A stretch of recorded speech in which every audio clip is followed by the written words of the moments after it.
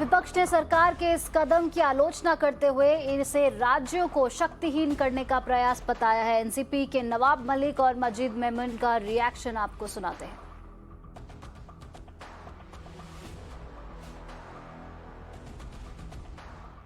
पूछना चाहते हैं कि टॉप केसेस की क्राइटेरिया क्या है, 2 ग्राम, 4 ग्राम या 3 टन।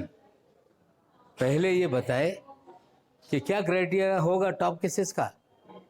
क्या क्राइटेरिया यह होगा कि जिसमें सबसे ज़्यादा पब्लिसिटी की गई।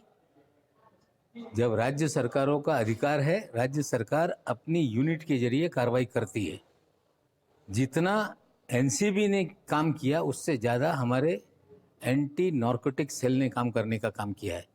अगर आपकी यूनिट है, आप काम करिए, काम नहीं कर पा रहे हैं तो यूनिट बंद कर दीजिए। किस लिए केसेस ट्रांसफ़र करना चाहते हैं? क्या राज्य सरकारों का अधिकार खत्म करना चाहते हैं, या जो उगाही का धंधा एनसीबी में चल रहा था 5 केसेस के जरिए और उगाही करनी है क्या? ये सबसे बड़ा सवाल है। हम हमारा काम कर रहे हैं, आप अपना काम करिए।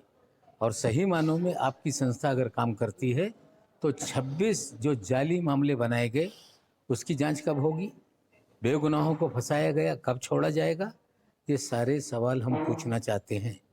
ये साफ हो गया है कि जोनल यूनिट महाराष्ट्र में उगाही का धंधा कर रही है, प्राइवेट आर्मी बनाए हुए है, और ऐसे में केसेस ट्रांसफ़र करने की मांग हमें लगता है ये क्यों है, इसका जवाब केंद्र सरकार को देना होगा। The union government and in particular the Honorable Home Minister deciding to expand the powers of NCB certainly is going to be considered as in all probability not in the interest of keeping drug activities contained but to take political advantage, particularly in the states where BJP is not ruling.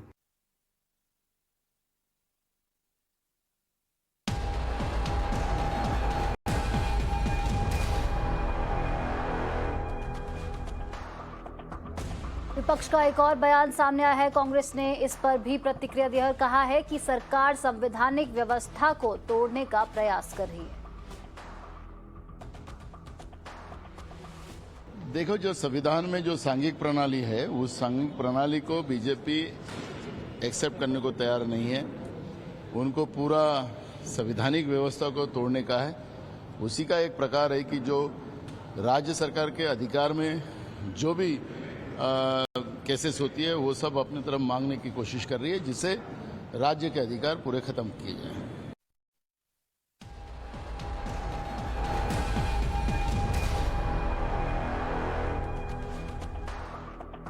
Congress के रिजवान अरशद ने भी केंद्र पर पलटवार किया है। आइए आपको उनका बयान सुनाते हैं।